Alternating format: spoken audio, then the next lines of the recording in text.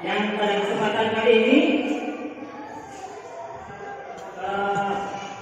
akan dibahas oleh narasumber kita. Bapak Ibu semuanya, berbicara tentang budaya positif di sekolah, ini tentu banyak yang ingin sekolahnya maju. Namun mungkin masih bingung dengan bagaimana cara penerapannya. Nah, pada kesempatan kali ini kita akan bahas bersama narasumber kita yang sudah hadir. Beliau adalah calon guru penggerak dari SD Negeri Padang Jaya 1 yang sudah kompeten di bidangnya. Langsung saja, mari kita sambut dan beri tepuk tangan kepada narasumber kita, Ibu Atik Budi Sudiarti. Ya, padanya saya silakan.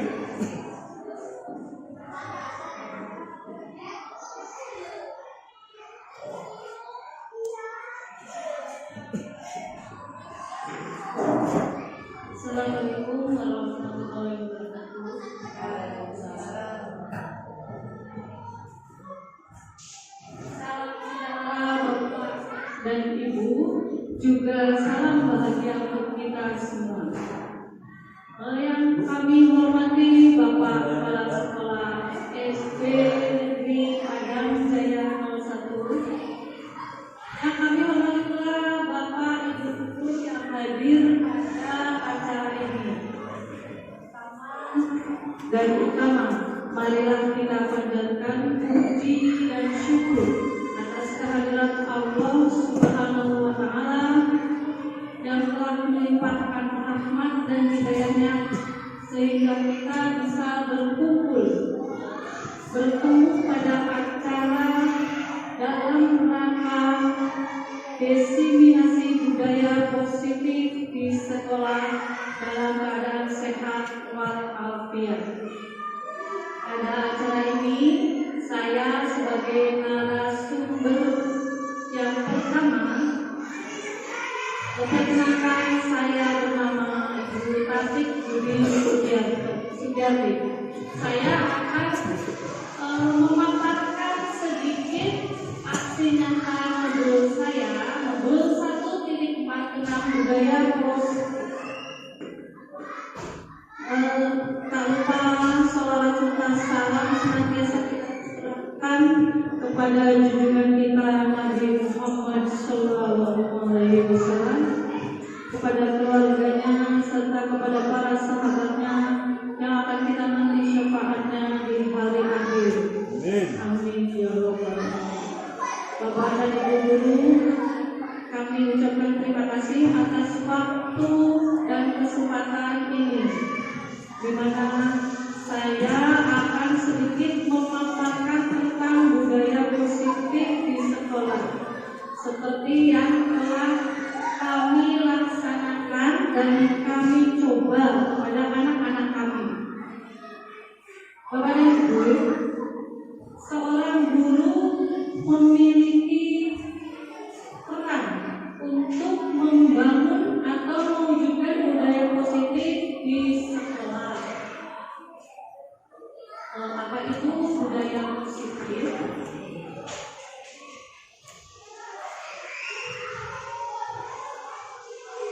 Sekarang saya share dulu di Bapak Ibu.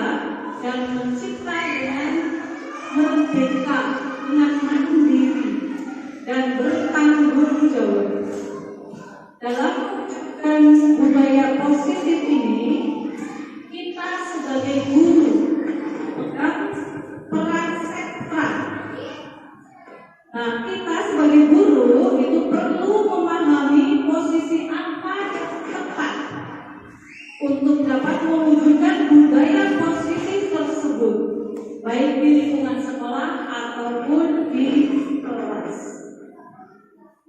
Selain itu, Bapak Ibu, pemahaman akan disiplin positif juga diperlukan karena kita sebagai pamong itu kita adalah guru yang diharapkan dapat menuntun murid-murid untuk menjadi pribadi yang bertanggung jawab.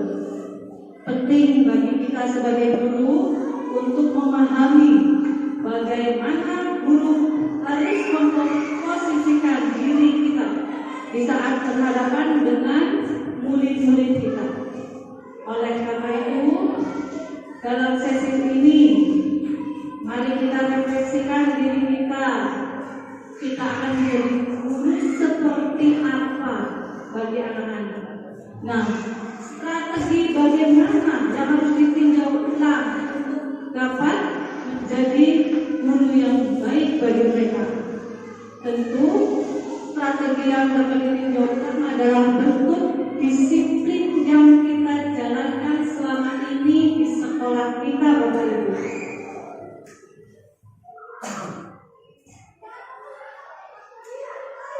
Kemudian merupakan topik pembahasan tentang disiplin. Belajar tentang konsep disiplin positif. Disiplin positif adalah program yang dirancang untuk mengajarkan anak untuk menjadi bertanggung jawab serta hormat pada anggota dari komunitas mereka. Mereka berpendapat kalau saja anak-anak bisa disiplin, siapa mereka? Guru-guru, masyarakat, mereka itu berpendapat, terutama kita guru-guru, andai saja anak-anak bisa disiplin, pasti mereka akan bisa belajar. Para guru berpendapat mendisiplinkan anak-anak adalah bagian yang paling menantang dari pekerjaan mereka, pekerjaan kita. Ketika kita mendengar kata disiplin, kebanyakan orang kata tersebut itu dihubungkan dengan kata-kata tertib, dengan keteraturan, dengan kepatuhan pada peraturan. Nah, selama ini disiplin dipahami sebagai tindakan untuk membuat siswa patuh pada aturan sekolah, kepada guru. Apakah seperti itu penerapan disiplin yang tepat, Bapak dan Ibu? Nah, menurut Diana Gosling dalam bukunya yang berjudul Restructuring School Discipline itu bahwa manusia itu mempunyai tujuan dalam melakukan sesuatu. Jadi apa yang kita lakukan, apa yang murid lakukan, itu mempunyai tujuan. Nah, teori tersebut yaitu teori motivasi, teori hukuman dan penghargaan Diana Gosling menyatakan 3 macam motivasi perilaku manusia, yaitu 1, untuk menghindari ketidaknyamanan atau menghindari hukuman. Jadi anak itu tertib disiplin itu tujuannya untuk menghindari ketidaknyamanan, untuk menghindari hukuman. Kemudian untuk yang keduanya itu untuk mendapatkan imbalan atau penghargaan. Jadi selama ini itu melakukan sesuatu itu berharap mendapat imbalan atau penghargaan. Serta yang ketiga itu untuk menjadi orang yang mereka inginkan sesuai dengan nilai-nilai yang mereka yakini. Mereka meyakini nilai-nilai yang mereka inginkan. Nah, itulah tujuan dari apa yang kita lakukan, apa yang anak lakukan, itu mereka melakukannya pasti memiliki tujuan. Selama ini barangkali kita sebagai guru merasa berkewajiban mengontrol perilaku siswa agar memiliki perilaku yang sesuai yang kita harapkan. Perwujudannya, kita sebagai guru itu sering memberikan hukuman kepada siswa-siswa kita yang melakukan kesalahan. Kemudian kita sering memberi imbalan terhadap perbuatan baik yang dilakukan oleh siswa kita. Nah, kemudian yang ketiga yang akan kita bahas adalah keyakinan kelas. Dalam pembentukan keyakinan kelas itu meliputi beberapa hal. Keyakinan kelas sendiri itu apa, Bapak dan Ibu? Keyakinan kelas adalah sesuatu yang diyakini bersama, yang berasal dari penyatuan pikiran untuk menjadi nilai kebaikan untuk diturunkan di kelas. Nah, keyakinan kelas ini dalam pembentukannya ini bersifat lebih abstrak daripada peraturan yang lebih rigid dan konkret. Keyakinan kelas ini biasanya berupa pernyataan-pernyataan universal. Pernyataan keyakinan kelas itu senantiasa dibuat dalam bentuk yang positif kepada Ibu. Dan sebaiknya hendaknya itu keyakinan kelas dibuat itu tidak bertele-tele, tidak terlalu banyak, karena anak nanti akan pusing membacanya. Jadi itu keyakinan kelas itu hendaknya tidak terlalu banyak agar mudah diingat, mudah dipahami oleh seluruh warga kelas. Keyakinan kelas sebaiknya itu sesuatu yang diterapkan di lingkungan tersebut, di lingkungan kelas kita. Semua warga kelas hendaknya ikut berkontribusi dalam pembuatan keyakinan kelas, melibatkan semua warga kelas untuk berpendapat, berdiskusi tentang apa yang mereka inginkan dan disepakati bersama untuk menumbuhkan budaya yang positif. Hasil keyakinan kelas nanti akan ditinjau kembali dari waktu ke waktu. Pertama-tama perlu diciptakan dan disepakati adalah keyakinan dasar, prinsip-prinsip dasar bersama warga kelas. Salah satu contoh yang bisa kita terapkan, umpamanya kepada kita bisa menerapkan budaya malu. Nah, contoh ini budaya positif kita, aku malu jika datang terlambat. Nah, jadi tidak, kalau keyakinan kelas itu berbeda sekali dengan peraturan. Kalau peraturan itu cenderung jangan, cenderung apa-apa dilarang. Kalau itu tidak, Bapak Ibu.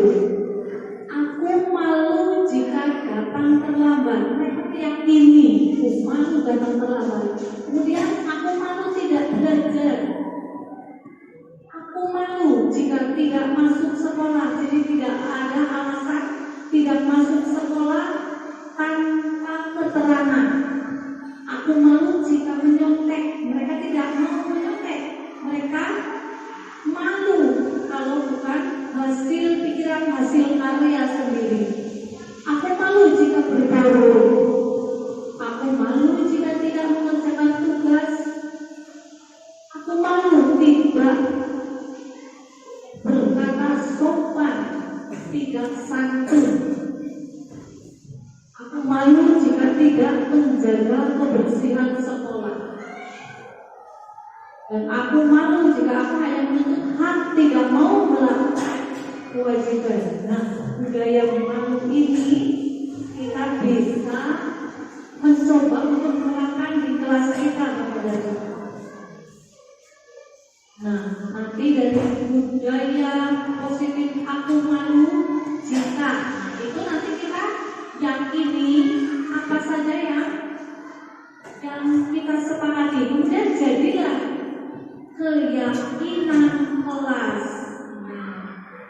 pimpinan kelas.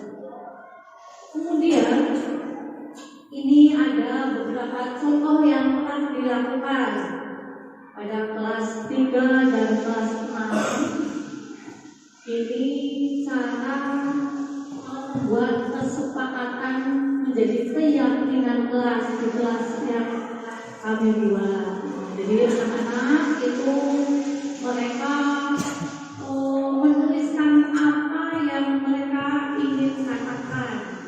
Kemudian setelah itu ditempel di papan. Kemudian kami sebagai guru itu mengarahkan ini arahnya kemana anak-anak seperti ini. Nah, itu contoh dari dokumentasi membuat keyakinan kelas di kelas kami. Merumuskan keyakinan bersama anak-anak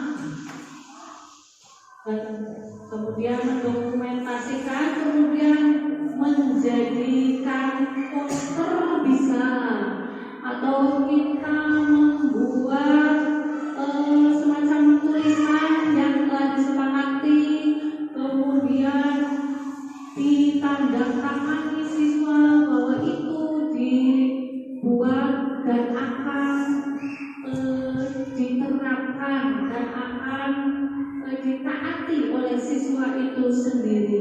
Siswa itu meyakini. Kemudian berdasarkan beberapa penelitian tentang teori kontrol, bahwa tadi sudah dikatakan semua perilaku manusia itu memiliki tujuan. Begitu pula dengan siswa, Bapak Ibu. Bahkan sebuah kesalahan yang dilakukan siswa pun pasti memiliki alasan. Alasan tersebut biasa disebut dengan pemenuhan kebutuhan dasar manusia. Jadi siswa melakukan apapun itu memiliki alasan. Alasan tersebut adalah alasan untuk memenuhi kebutuhan dasar manusia. Jadi manusia itu sebenarnya mempunyai kebutuhan dasar. Kebutuhan dasar apa sajakah?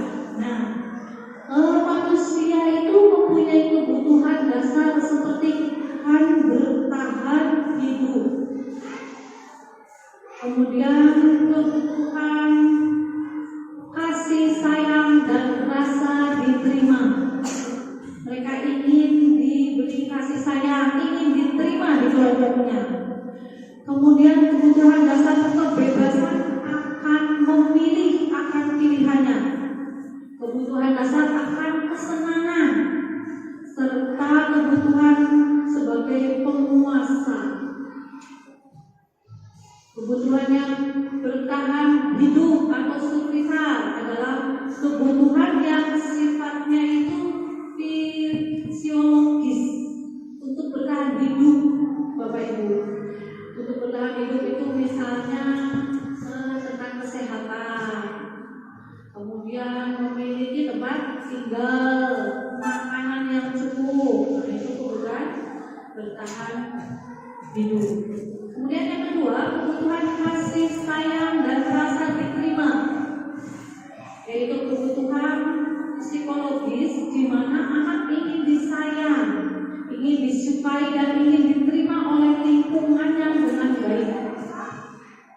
Kebutuhan kebebasan, freedom, yaitu di mana anak menginginkan pilihan mereka sendiri, mereka ingin bebas dengan perlu banyak bergerak, menyukai sesuatu hal-hal yang baru. Anak-anak kita pasti menyukai hal-hal yang baru, ingin bebas, mereka suka mencoba-coba. Itu kebutuhan kebebasan. Kebutuhan kesenangan, fun, kebutuhan untuk mencari kesenangan, untuk bermain, tertawa, itu kebutuhan kesenangan. Kemudian yang kelima, kebutuhan penguasa, power, kebutuhan penguasa atas kemampuan yang berhubungan dengan kekuatan untuk mencapai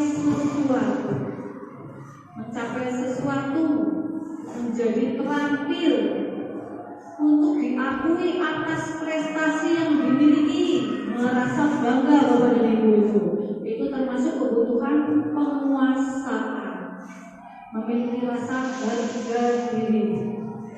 Nah, Bapak dan Ibu, ketika kita sebagai guru, kita mampu memahami kebutuhan dasar apa yang siswa-siswa kita butuhkan, maka langkah-langkah yang dilakukan kita bisa menerapkan disiplin positif. Tindakan pendisiplinan dengan melakukan hukuman atau memberi imbalan itu disebut motivasi eksternal. Nah, motivasi tersebut Bapak Ibu, motivasi eksternal tersebut itu tidak akan bertahan lama. Barangkali dengan hukuman, dengan imbalan, ada siswa melakukan kesalahan kita hukum, ada siswa melakukan perbuatan baik tindakan imbalan, itu tidak menjamin siswa menjadi patuh. Kepatuhan itu hanya sementara Bapak Ibu. Dan kedisiplinan yang diterapkan itu tidak mengubah karakter siswa menjadi membuat karakter yang baik, seperti karakter yang telah dilaksanakan selama ini di masyarakat, contohnya budaya asli, mentaati peraturan lalu lintas, kemudian menjaga kebersihan, membuang sampah pada tempatnya. Kemudian berdasarkan teori motivasi yang telah tadi dibacakan, telah tadi kita bahas, penerapan disiplin di sekolah itu memang mempunyai alasan. Siswa melakukan kebaikan sesuai dengan keyakinan keras atau nilai-nilai yang sudah tertanam dalam dirinya. Motivasi internal itulah yang ditanamkan dalam dirinya sendiri. Motivasi internal tersebut lebih berjangka lama Bapak dan Ibu dibanding dengan tadi motivasi eksternal. Nah, motivasi internal ini membuat siswa makin kuat karakternya. Hal tersebut sejalan dengan pemikiran Ki Hajar Dewantara yang mengungkapkan bahwa disiplin kepada siswa adalah disiplin diri. Sebab hanya diri sendiri yang mampu mengontrol diri kita, bukan orang lain. Jika belum bisa mengontrol diri, menurut Ki Hajar Dewantara, penerapan disiplin dilakukan oleh orang lain, tapi dalam situasi merdeka, bukan keterpaksaan. Artinya siswa sendirilah yang menginginkan dirinya mentaati peraturan sesuai dengan keyakinan yang telah diyakininya di kelas atau di sekolah. Nah, Bapak dan Ibu, dengan keyakinan yang dicoba, yang sudah dibuat di kelas kami merasa ada perubahan-perubahan pada anak didik kami. Mari Bapak Ibu mencoba sebelum itu membuat keyakinan, kita membuat kesepakatan kelas dulu. Membuat kesepakatan kelas itu kita bisa menerapkan dari awal budaya malu seperti yang tadi telah kita bahas, seperti itu Bapak Ibu. Jadi kita nanti membuat keyakinan itu berbeda dengan hanya sekedar peraturan. Kalau keyakinan kelas itu kita meyakini hal-hal yang berbau positif. Jadi tidak ada kata jangan. Hal peraturan itu kan memang cenderung dilarang, ditanam, jangan. Kalau keyakinan kelas ini tidak ada kata-kata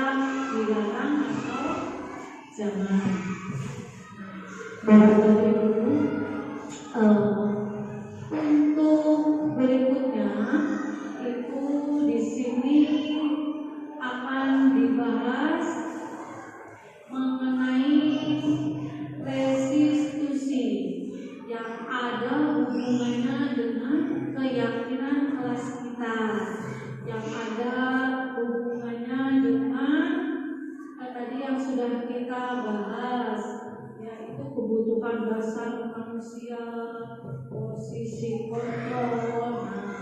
Posisi kontrol setelah itu posisi ada 5. Kalau kita bisa mengontrol itu sebagai penghukum, posisi kita sebagai guru sebagai penghukum, posisi kita sebagai teman, posisi kita sebagai pemantau, posisi kita sebagai manajer atau posisi kita sebagai pembuat rasa bersalah. Apa itu? Posisi kita sebagai penghukum. Orang itu biar kelihatan terus. Nah, posisi sebagai penghukum, Bapak Ibu, seorang penghukum bisa menggunakan hukuman fisik, hukuman badan, maupun hukuman verbal. Orang-orang yang menjalankan posisi penghukum senantiasa mengatakan bahwa sekolah memerlukan sistem atau alat yang dapat lebih menekankan murid-murid lebih dalam lagi. Guru yang berposisi sebagai penghukum akan sering mengatakan patuhi aturan saya atau awas. Itu biasanya guru pada anak itu awas. Kamu selalu saja salah, selalu pasti, selalu yang terakhir selesainya mengerjakan tugas umpamanya. Terlambat lagi. Ciri-ciri penghukum itu ada suara tinggi, bahasa tubuh matanya melorot, dan jari menunduk menghardik. Hasilnya itu kemungkinan murid marah dalam arti mendendam, bersifat agresif. Dia hanya patuh di depannya saja. Kemudian apabila kita berada di posisi pembuat rasa bersalah, kita sebagai guru pada posisi ini biasanya guru akan bersuara lebih lembut. Pembuat rasa bersalah itu akan menggunakan keheningan yang membuat orang lain merasa tidak nyaman, merasa bersalah, atau merasa rendah diri.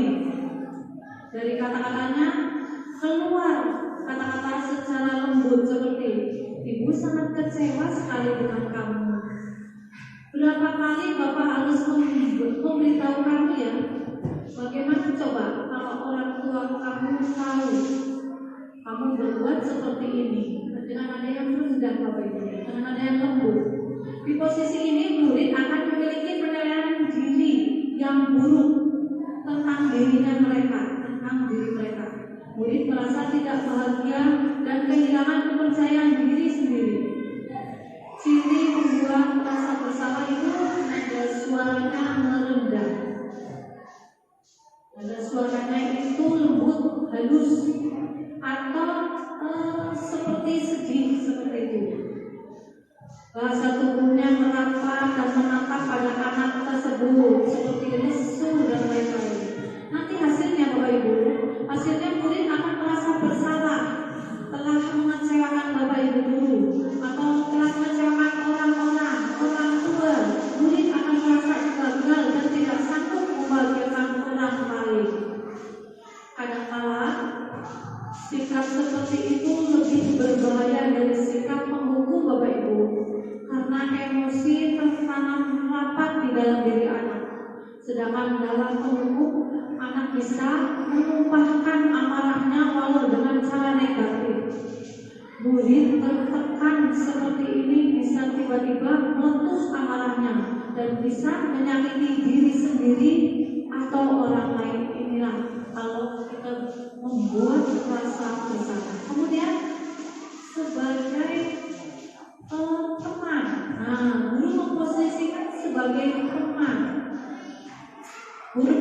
posisi ini tidak akan menyakiti murid, namun akan tetap berupaya mengontrol murid melalui persuasi. Posisi teman seorang guru itu bisa negatif atau positif. Positif di sini berupa hubungan baik yang terjadi antara guru dan murid. Guru di posisi teman menggunakan hubungan baik dan humor. Jadi guru dan murid itu seperti teman saja. Mereka akan berkata, ayo bantulah demi bapak ya, itu. Guru biasanya seperti itu kalau memposisikan diri sebagai teman. Ingat tidak bantuan bapak ke kamu selama ini? Ya sudah, tidak apa-apa, nanti ibu bantu bereskan. Umpamanya itu seperti itu. Nah, ciri-ciri pada posisi teman itu nada suaranya ramah, akrab, bercanda, bahasa tubuhnya merapat pada anak, mata, senyum gitu. Itu jenaka. Hasilnya bagaimana Bapak Ibu? Hasilnya murid akan merasa senang dan akrab dengan guru. Itu hasil positifnya. Bagaimana ada hasil negatifnya? Ada Bapak Ibu. Negatifnya jadi murid itu tergantung kepada guru dan murid itu merasa bisa mengandalkan guru tersebut ketika ada masalah. Ada guru ini gitu. Jadi dia memanfaatkan kebaikan dari bu guru dan pak guru. Itu jika kita sebagai guru memposisikan sebagai teman. Kita juga bisa memposisikan sebagai pemantau. Pemantau itu mengawasi Bapak Ibu. Pada saat kita mengawasi, kita bertanggung jawab atas perilaku orang yang kita awasi. Kita mengawasi, kita memantau berdasarkan pada peraturan-peraturan, pada konsekuensi dengan menggunakan sanksi. Kita dapat memisahkan hubungan pribadi kita dengan murid.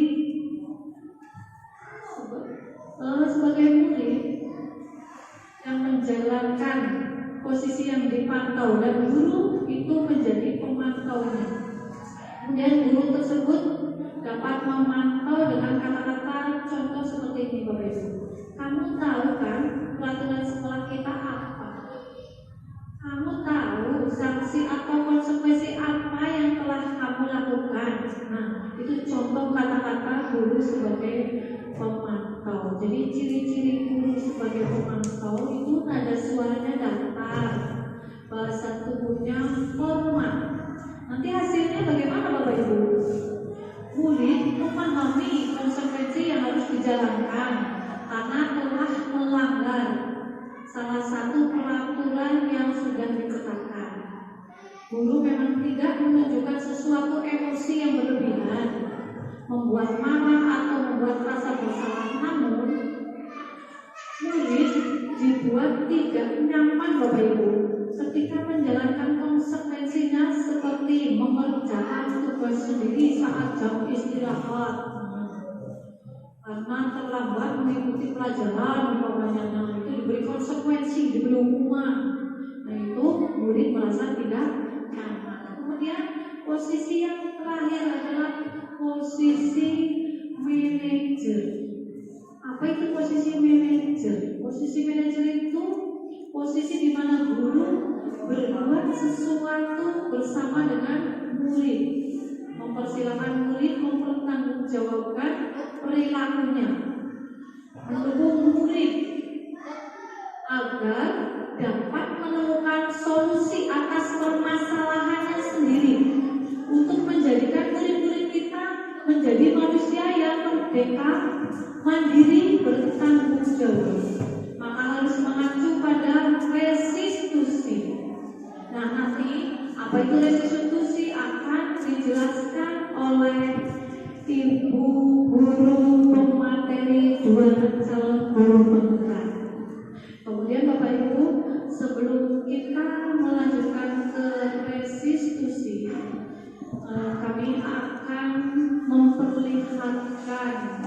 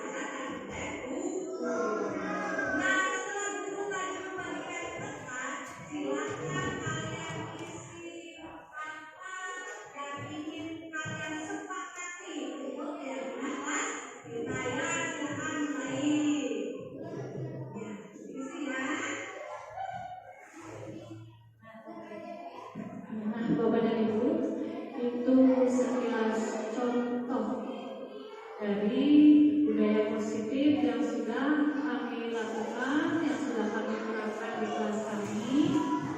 Kemudian kami di sini berharap mudah-mudahan apa yang kami sampaikan itu nanti bisa kita secara bersama-sama berkolaborasi membentuk budaya positif di sekolah kita.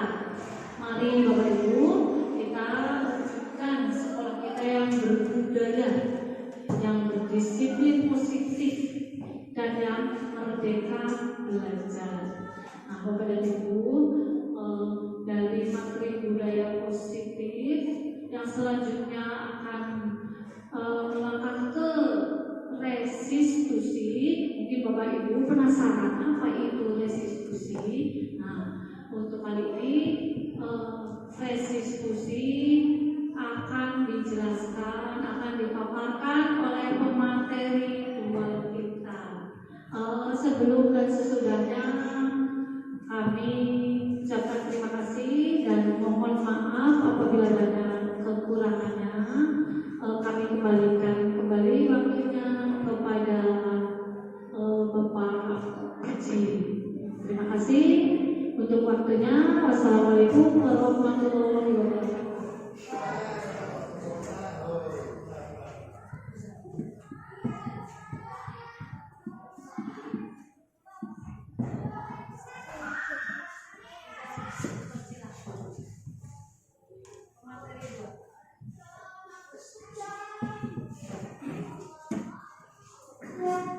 Ya, untuk sesi pertama sudah kita lalui dengan baik. Mari kita beri tepuk tangan sekali lagi untuk materi kita. Baik, kita lanjutkan ke sesi berikutnya, yaitu narasumber kita yang kedua, yaitu Bu Siti Fatimatul Zahra yang akan menjelaskan materi, memaparkan materi tentang restitusi. Kepadanya saya persilakan.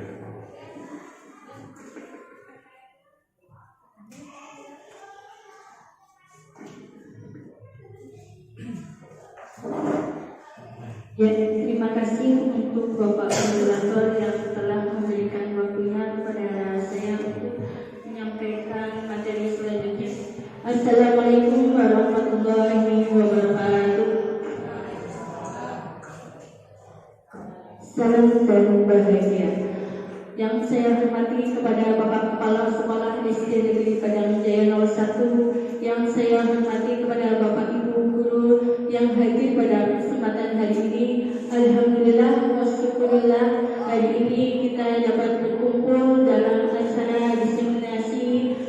budaya positif di SD Negeri Padang Jaya 01 ini. Sebelumnya tadi kita sudah mendengarkan tentang beberapa pengertian budaya positif, dan ada juga tadi bagaimana pengertian keyakinan kelas, disiplin positif, dan bagaimana cara merumuskan keyakinan kelas agar bisa disepakati bersama dan dijalankan bersama di kelas kita agar menjadi budaya yang baik di SD Negeri Padang Jaya 01 ini. Untuk sebelumnya, tadi saya Bapak Ibu sekalian sudah mendengarkan tentang bagaimana kebutuhan dasar, yaitu ada 5 kebutuhan dasar manusia. Sebelum saya menyinggung tentang apa itu restitusi, tadi sudah dijelaskan oleh narasumber yang pertama.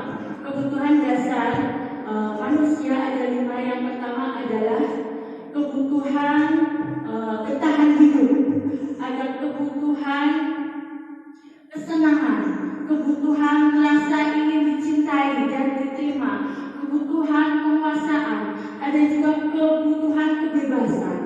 Sesungguhnya untuk menanggapi nanti restitusi selanjutnya itu, bagaimana kita mengontrol kita terhadap anak didik kita. Mereka semua itu melakukan permasalahan-permasalahan yang kasus ada pada SD kita itu, semuanya itu karena peserta didik kita itu ingin memenuhi kebutuhan dasarnya. Ada kebutuhan dasar bertahan hidup.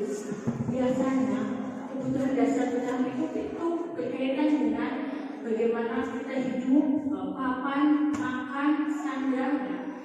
Di sini kebutuhan dasar bertahan hidup yang dilakukan oleh murid kita, yang kita biasanya temui di sekolah kita. Contohnya adalah terkadang anak istirahat ya Bapak Ibu ya, sudah beli jajan di rumah, ternyata dia lapar, belum makan. Setelah selesai jam istirahat, kita sering menemui bahwa anak-anak itu makan di kelas karena jam istirahatnya sudah selesai, dia masih lapar. Itu adalah salah satu pemenuhan dasar kebutuhan bertahan hidup yang dilakukan oleh peserta didik. Terus ada juga tadi kebutuhan dasar rasa cinta dan kasih sayang dan rasa ingin diterima. Biasanya Bapak Ibu sering menemui anak-anak yang di kelas itu ramai sendiri, ingin lari-lari dan sebagainya karena ingin cari perhatian di Bapak Ibu. Itu juga salah satu pemenuhan kebutuhan dasar yang ingin dicapai oleh peserta didik. Ada kebutuhan kebebasan. Maka Bapak Ibu juga harus memaklumi, terkadang ya kita sudah merapikan tempat duduk, anak sudah harus duduk tempat duduknya masing-masing. Tetapi karena dia ingin bebas bergerak, ada yang lesehan di Bapak Ibu, ada yang duduk di bawah, ada yang ingin seenaknya sendiri. Itu adalah salah satu pemenuhan kebutuhan kebebasan. Terus juga ada pemenuhan kebebasan, pemenuhan penguasaan. Terkadang yang namanya anak-anak di kelas itu sering terjadi pembulian, ingin berkuasa, geng-gengan. Nah itu juga salah satu pemenuhan kebutuhan dasar, ingin menguasai. Terus ada juga pemenuhan kebutuhan dasar yang terakhir adalah tadi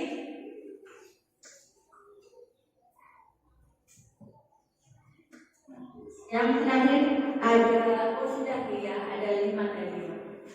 Itu semuanya dilakukan karena dia itu merasa gagal sebagai peserta didik yang memenuhi kebutuhan dasarnya, sehingga membuatlah kasus-kasus permasalahan di sekolah.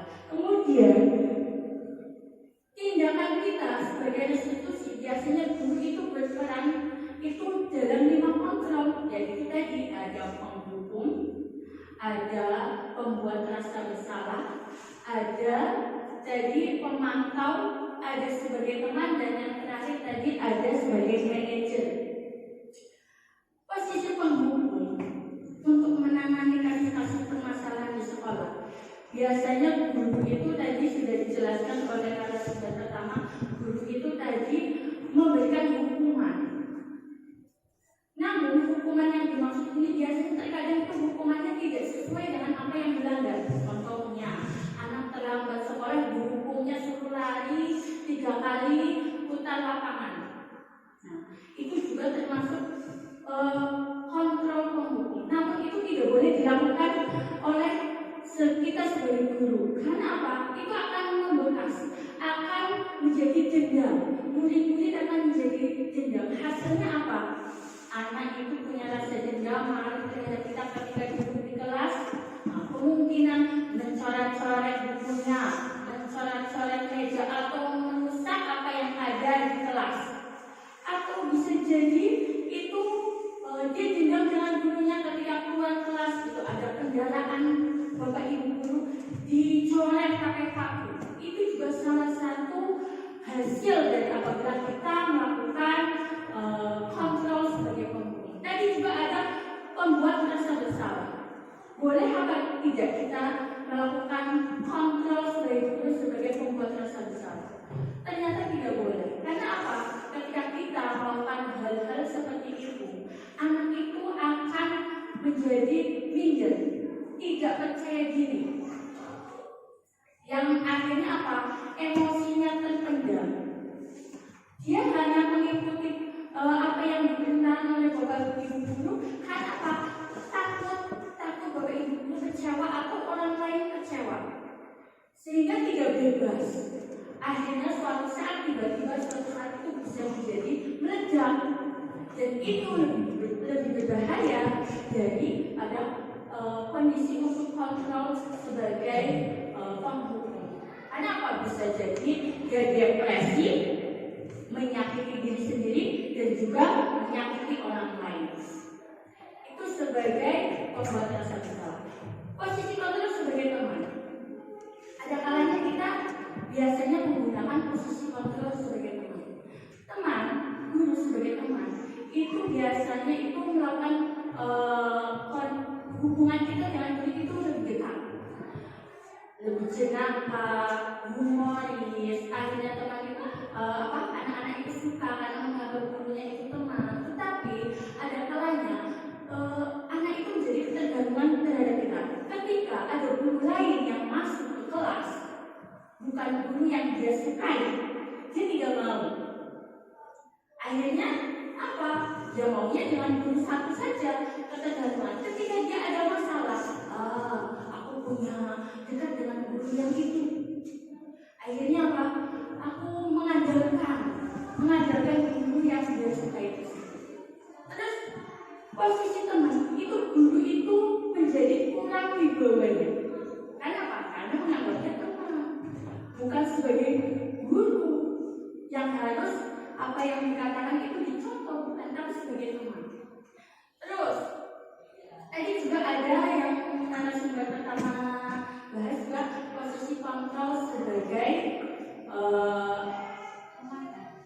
teman sudah tadi pemantau. Pemantau. Di sini guru itu dalam posisi pemantau itu selalu mengingatkan anak-anak didik kita. Semuanya ada peraturan apa? Anak-anak didik kita itu diingatkan. Umpamanya ada yang terlambat.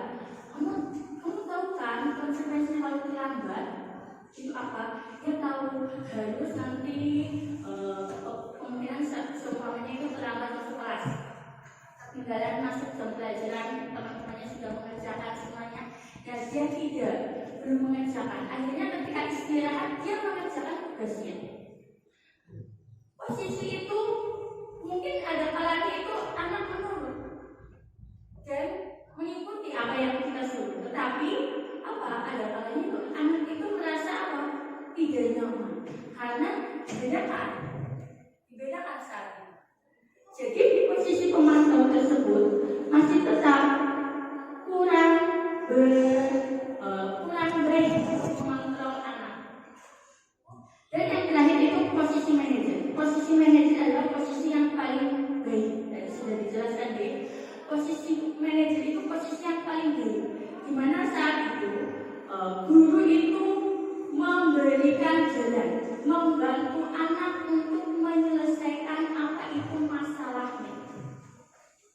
Seumpamanya anak itu berkelahi dengan temannya, dia tidak lupa, dia tidak sengaja mencopot kancing bajunya temannya. Tapi dalam posisi manajer, guru itu membantu anak menyelesaikan masalahnya dengan cara bagaimana cara bertanggung jawab kepada temannya yang bajunya copot tadi kancingnya, dibantu untuk menjahitnya, memperbaikinya. Itulah bagaimana kita sebagai kontrol, sebagai manajer. Dan hasilnya bagaimana? Anak akan apa? Bertanggung jawab dan menyadari dirinya sendiri bahwa kesalahan yang dia lakukan harus dipertanggungjawabkan secara mandiri sendiri tanpa mengurangi kepercayaan dirinya. Terus kemudian posisi tadi sudah ya 5 posisi kontrol. Nah, sekarang yang dibahas adalah restitusi. Restitusi adalah proses menciptakan kondisi bagi murid untuk memperbaiki kesalahan mereka sehingga mereka bisa kembali pada kelompok mereka dengan karakter yang lebih kuat. Jadi posisi kontrol manager itu akan dilakukan berhubungan dengan segitiga restitusi. Jadi kalau kita menjalankan sebagai kontrol manager pasti akan melalui 3 tahapan ini. Agar apa? Berjalan sebagai kontrol manager. Di sini ada 3 tahapan segitiga restitusi. Yang pertama, menstabilkan identitas. Yang kedua, validasi tindakan salah, validasi masalah, tindakan salah. Dan yang terakhir itu menanyakan keyakinan. Dari segitiga restitusi ini, semuanya 3D itu saling berkaitan. Yang pertama adalah menstabilkan masalah. Ketika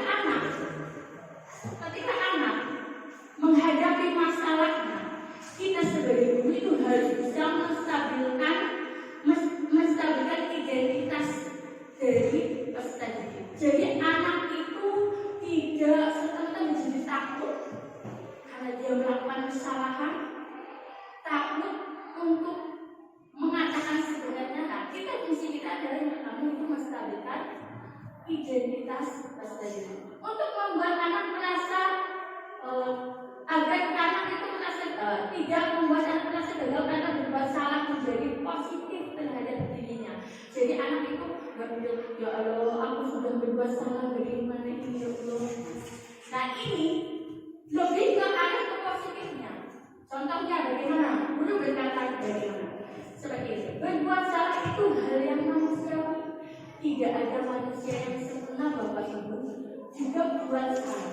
Kita pasti bisa menyelesaikan permasalahan ini. Bapak Ibu tidak. Maksudnya ini Bapak atau Ibu tidak tertarik untuk mencari tahu siapa yang benar, siapa yang salah. Lebih tertarik untuk menyelesaikan masalah. Jadi di sini guru itu tidak menjudge. Kamu terlambat, kamu salah, harus dihukum. Tidak boleh seperti itu. Untuk menstabilkan masalah, untuk menstabilkan tindakan, itu guru harus bisa menenangkan peserta didik kita bahwa apa yang dilakukan itu semuanya orang lain juga pernah melakukan perbuatan kesalahan. Maka lebih yang tadinya emosinya tinggi itu didownkan. Agar apa? Agar tidak menjadi lebih besar lagi masalahnya. Kemudian selanjutnya, validasi tindakan. Guru membantu murid mengenali kebutuhan dasar yang ingin dipenuhi ketika melakukan kesalahan. Tadi kan saya sudah menyebutkan, dan tadi narasumber bersama juga sudah menyebutkan itu ada 5 kebutuhan dasar ya.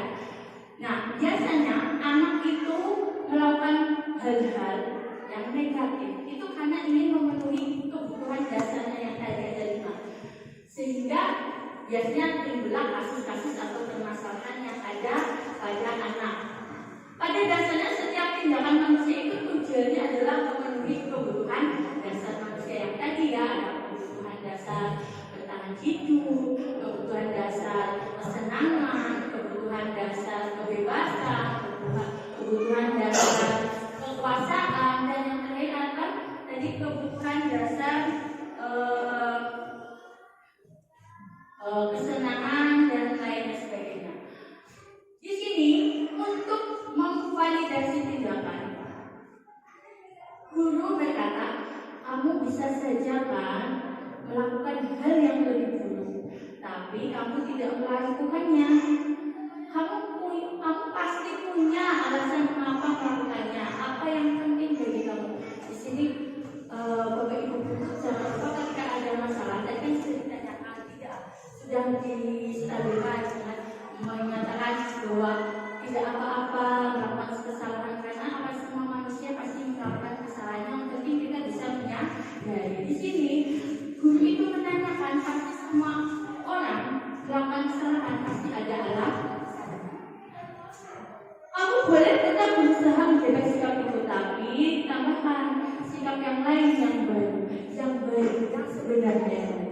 Maukah kamu belajar cara lain untuk mendapat yang kamu inginkan tanpa harus memukul teman atau berkelahi dengan teman? Seumpamanya ada anak yang berkelahi berebut makanan, dia sampai memukul. Kita tanyakan, di sini kita itu sudah menstabilkan dan juga memvalidasi tindakan. Apakah memukul itu adalah perbuatan yang benar? Anak pasti akan menjawab salah. Kenapa kalau salah itu dilakukan? Apakah kamu bisa melakukan dengan yang baik-baik saja? Kalau kamu mau meminta kepada temannya dengan kata-kata yang sopan, dengan kata-kata yang lembut, jangan memaksa. Dan selanjutnya adalah menanyakan keyakinan kelas. Menanyakan keyakinan kelas. Anak melihat kesalahannya dihubungkan dengan norma sosial dan nilai-nilai sosial yang mendasari manusia berinteraksi dengan orang lain. Di sini untuk menciptakan budaya positif dari awal kan kita sudah diterangkan bahwa kita akan membuat keyakinan kelas. Ketika anak sudah membuat keyakinan kelas dan kita disepakati bersama, diyakini bersama, kenapa kok masih bisa dilanggar, masih bisa dilakukan hal-hal yang melanggar keyakinan kelas? Nah, barulah kita tanyakan lagi keyakinan kelasnya. Guru menanyakan keyakinan kelas yang setelah disepakati, yang setelah diyakini kelas, kenapa kok anak tersebut melanggarnya? Guru berkata, apa nilai yang kita percaya di kelas atau sekolah kita? Nilai-nilai universal apa yang telah kita sepakati? Itu adalah salah satu contoh kata-katanya untuk menanyakannya. Kelas yang ideal itu seperti apa sih? Apa yang ingin jadi anak seperti apa? Apa kamu ingin jadi anak seperti apa? Apa yang kamu rasakan ketika kamu melakukan itu? Kamu menjadi orang yang seperti apa? Di sini biasanya dulu setelah kejadian, setelah menanyakan, menstabilkan tindakan, terus memvalidasi tindakan juga, terus menanyakan keyakinan kelas. Kemarin kita sudah membuat keyakinan kelas. Apa yuk? Contohnya seumpamanya, saya malu membuang sampah di kelas. Ketika anak membuang sampah di kelas, tanyakan dulu, menanyakan keyakinan kelas apa yang kemarin? Yang kemarin keyakinan kelasnya malu membuang sampah di kelas. Terus kenapa kamu melanggar? Lupa guru. Harusnya bagaimana? Ya tidak membuang sampah di kelas. Cara memperbaikinya gimana? Ya, saya mengambil sampahnya terus taruh lagi ke tempat sampah. Apa yang kamu lakukan itu benar apa salah? Salah. Jadi anak itu tidak dijudge oleh gurunya. Kamu melakukan kesalahan, kamu melanggar peraturan, tidak. Tapi anak itu akan menyadari sendiri dan dia akan merasa tanggung jawab. Apa yang dilakukan itu salah dan dia akan melakukan tanggung jawabnya. Kemudian selanjutnya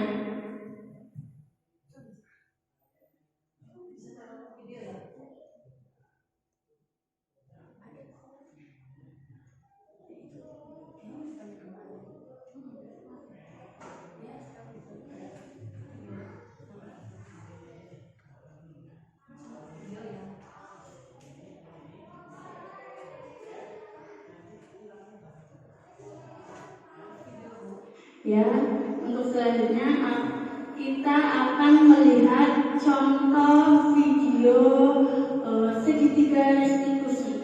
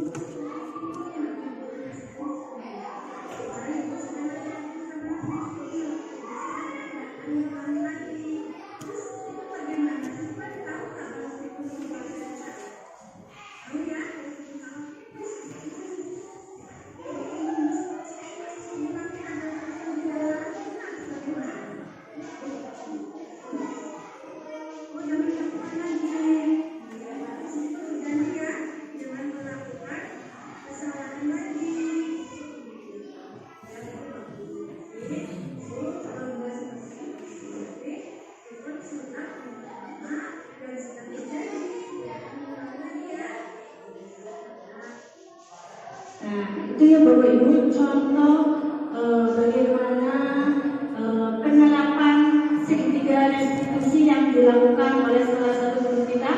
Nah, ketika anak melakukan kesalahan, kita tidak boleh langsung menjudge anak itu berbuat salah, tetapi kita harus menstabilkan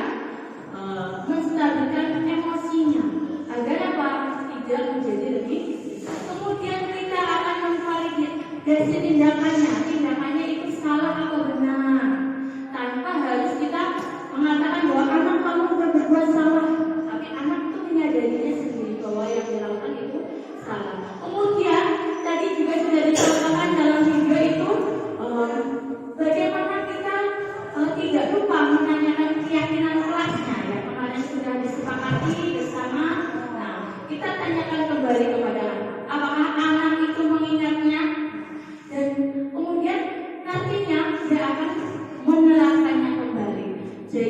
seperti seterusnya. Dan keyakinan kelas itu harus selalu ditinjau setiap kali setiap ada kasus dan sebagainya, kita tinjau apakah itu efektif dan sebagainya.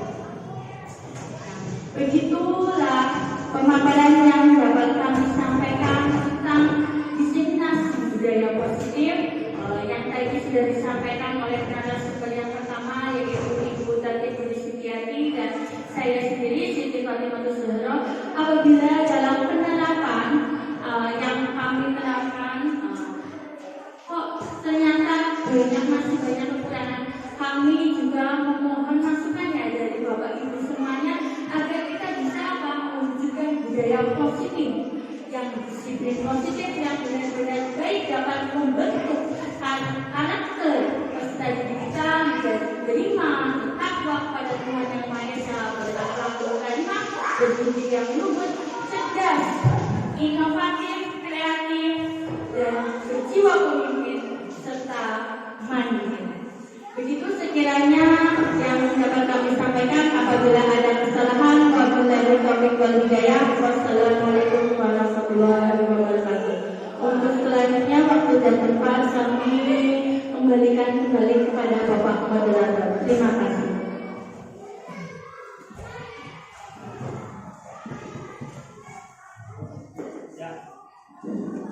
Terima kasih kepada narasumber kita yang kedua. Untuk sesi kedua, alhamdulillah sudah kita lalui dengan baik. Mari kita beri tepuk tangan yang meriah kepada narasumber kita yang kedua. Kita lanjut ke sesi yang berikutnya, yaitu sesi yang ketiga, yang mana sesi yang ketiga ini adalah sesi tanya jawab. Tanya jawab bersama dengan narasumber kita, Ibu Tati Budi Sukiyati dan Ibu Siti Fatimatus Zahra. Untuk narasumbernya dua orang ke depan aja, Bapak. Pada sesi yang ketiga ini nanti saya batasi hanya 3 pertanyaan. 3 pertanyaan, silakan nanti ada 3 pertanyaan ya, yang boleh mengajukan pertanyaannya. Untuk yang pertama, kemudian yang nanti bertanya, saya minta untuk menyebutkan namanya. Ya. Kemudian langsung saja, Bapak Ibu yang saya hormati, silakan barangkali ada yang mau bertanya.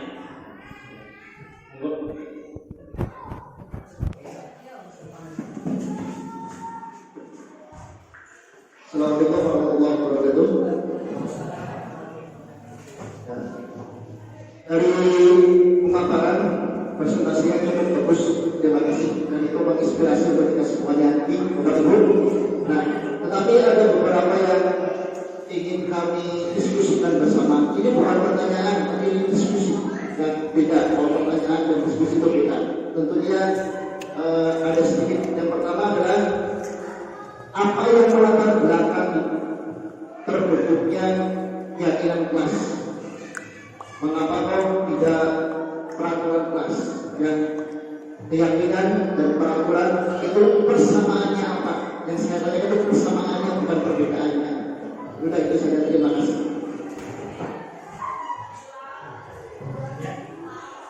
Tepuk tangan kepada Bapak Yomi yang sudah memberikan pertanyaan. Monggo narasumber kita barangkali bisa menjawab pertanyaan.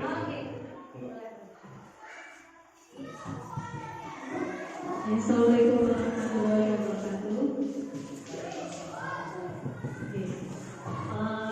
Tadi pertanyaan dari Bapak Yomi, terima kasih atas pertanyaannya. Di sini kami coba memaparkan kembali sedikit tentang keyakinan kelas. Tadi Bapak Yomi bilang pertanyaannya apa yang melatar belakangi keyakinan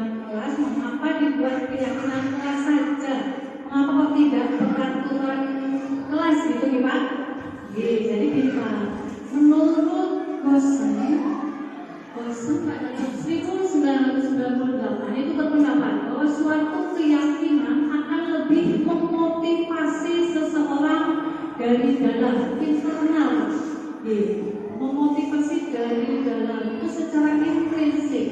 Seseorang akan lebih bergerak dan bersemangat untuk menjalankan keyakinan dibanding hanya peraturan saja.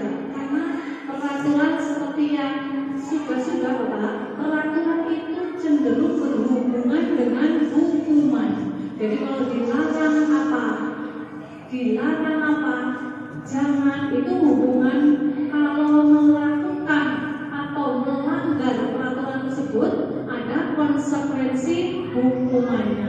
Jadi konsekuensi hukuman tersebut itu memang tujuannya mendisiplinkan, namun itu tidak akan bertahan lama.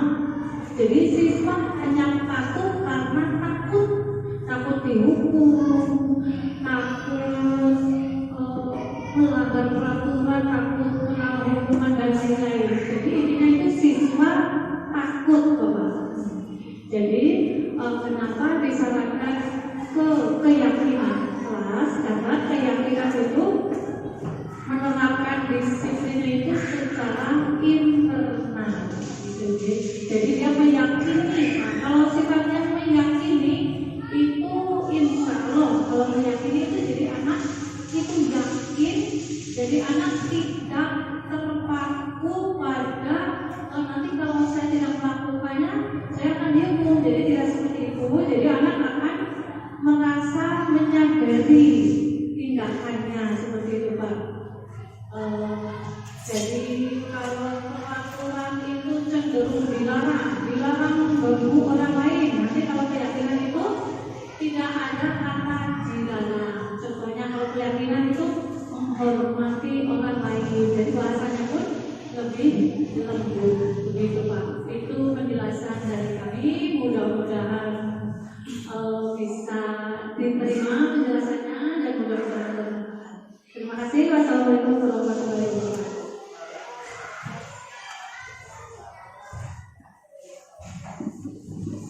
Ya, bagaimana Bapak Jauhi? Puas dengan jawabannya? Ya. Kita lanjutkan ke pertanyaan yang berikutnya. Pertanyaan yang kedua, mungkin ada yang dari Ibu Guru. Oh iya, silakan sebutkan namanya. Nanti baru. Assalamualaikum warahmatullahi wabarakatuh. Nama saya Pusmina SPD, saya guru kelas 4. Mohon untuk membantu karena kita selama ini banyak sekali menghadapi masalah, terutama tentang siswa di kelas. Mari kita diskusikan bersama-sama. Kadang-kadang karena saya sering mengalami kesulitan, Bapak Ibu. Dari paparan yang disampaikan oleh Ibu Tatik dan Bu Siti Fatimah Zahro tentang keyakinan kelas, saya ingin bertanya dan minta solusinya bersama. Karena yang namanya siswa itu ketika sudah dibuat peraturan, baik itu peraturan sekolah maupun sudah dibentuk yang namanya keyakinan kelas, itu tetap saja ada satu atau dua siswa yang masih saja melanggar atau suka lalai dan mungkin melupakan apa yang telah dibuat kesepakatan. Untuk itu mohon solusinya, bagaimana cara mengatasi siswa-siswa yang terkadang melalaikan dengan apa yang telah dibuat bersama. Terima kasih, itu pertanyaan dari saya. Mohon solusinya. Wassalamualaikum warahmatullahi wabarakatuh. Ya, tepuk tangan gimana? Terima kasih atas pertanyaannya kepada saudara Bu Guru Kus. Monggo Ibu narasumber yang mau menjawab.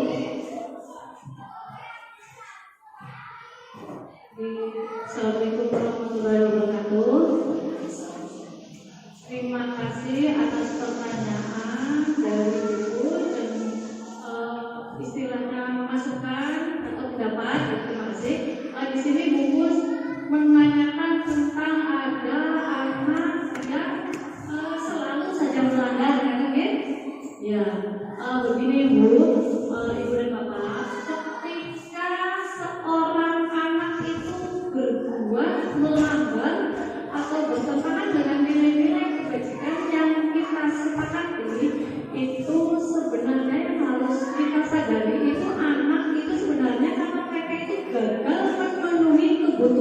dasar mereka.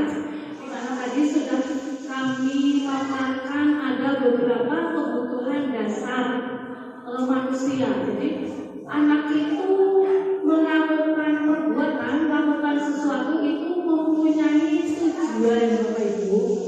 Jadi bisa saja anak itu memang pengen diperhatikan seperti itu. Jadi kita memang harus tahu kebutuhan dasar dari anak tersebut. Jadi sebelum kita membentuk keyakinan kelas, kita harus paham dulu bagaimana anak-anak kita, apa yang mereka butuhkan seperti itu. Jadi mereka itu mestinya bisa meletakkan dirinya sendiri menjadi individu yang positif, yang berkualitas. Jadi dengan keyakinan itu nanti akan membatasi perilaku mereka. Mereka sebelum melakukan perbuatan itu mereka akan mengingat kembali. Nah, apabila tadi Gus bilang apabila melanggar, nah tadi jika ada anak yang kok selalu melanggar, nah kita ini ada kegiatan untuk mengatasinya dengan segitiga restitusi, Bapak Ibu. Jadi dalam segitiga restitusi yang telah dijelaskan tadi sama pemateri 2 itu ada beberapa cara untuk menangani anak dengan menstabilkan anak dan sebagainya, yang nanti akan ditambahkan dari jawaban ini, nanti akan ditambahkan lagi oleh narasumber kita, oleh Bu Siti Fatimatus Jandro. Jadi kepada Bu Siti Fatimatus Jandro mohon silakan. Tadi kan ada pertanyaan bagaimana apabila ada anak yang sudah melakukan pelanggaran masalah, melakukan ada kasus-kasus kita sudah mengingatkan keyakinan kelas kita, ternyata masih saja melanggarnya.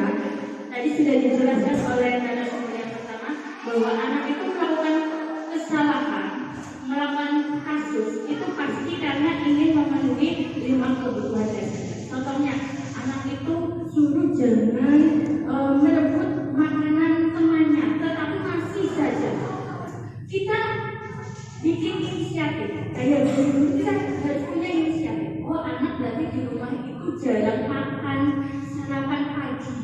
Karena apa? Di sekolah, di kelas kadang-kadang masih bawa makanannya karena dia merasa lapar dan di rumah tidak sarapan.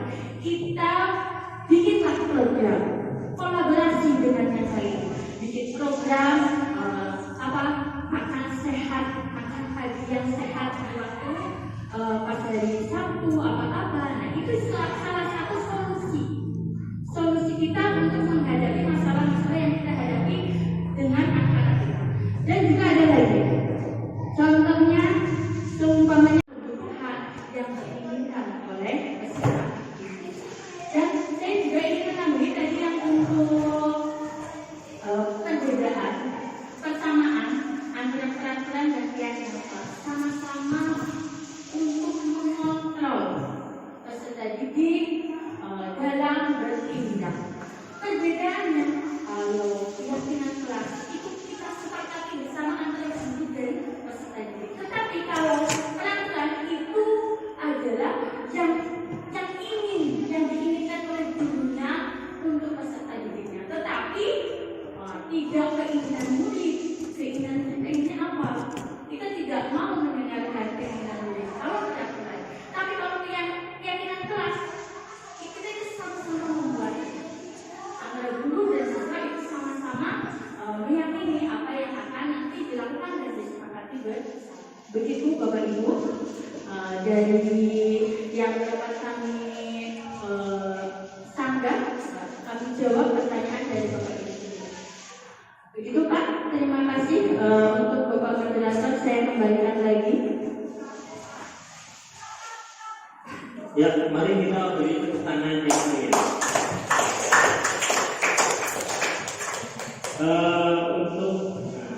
Kita lanjutkan ke pertanyaan yang ketiga. Ada yang mau bertanya lagi? Tidak ada? Sudah cukup? Nah ya, karena tidak ada lagi yang mau bertanya, artinya semua penjelasannya berarti sudah bisa dipahami. Mudah-mudahan kita bisa mengambil ilmu dari apa yang sudah dijelaskan oleh narasumber kita, Ibu Taufik Budi Sugati dan Ibu Siti Fatimah. Hadirin Bapak Ibu guru yang berbahagia, alhamdulillah sesi demi sesi sudah terlaksana dengan baik. Kami ucapkan terima kasih kepada narasumber kita pada hari ini, Ibu Taufik Budi Sugati dan Ibu Siti Fatimah yang sudah berbagi ilmunya kepada kita semua.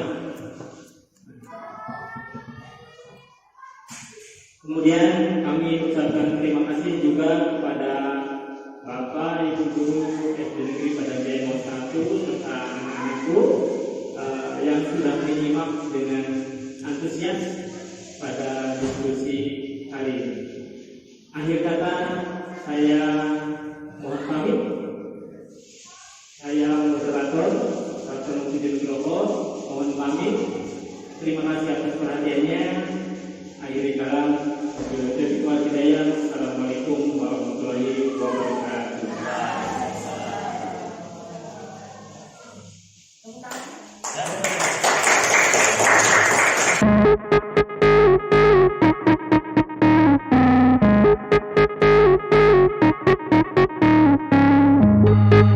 Assalamualaikum warahmatullahi wabarakatuh.